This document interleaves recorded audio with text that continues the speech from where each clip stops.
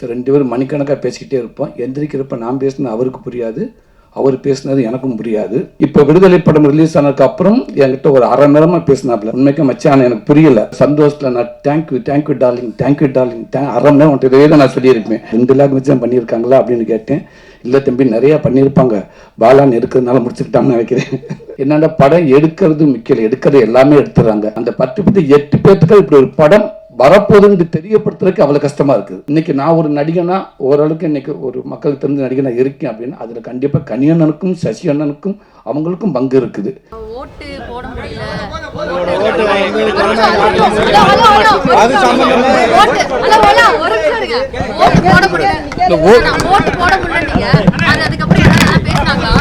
விடுபட்டு போச்சு. கண்டிப்பா அடுத்தது நான் கண்டிப்பா நல்லா பண்ணுவேன்.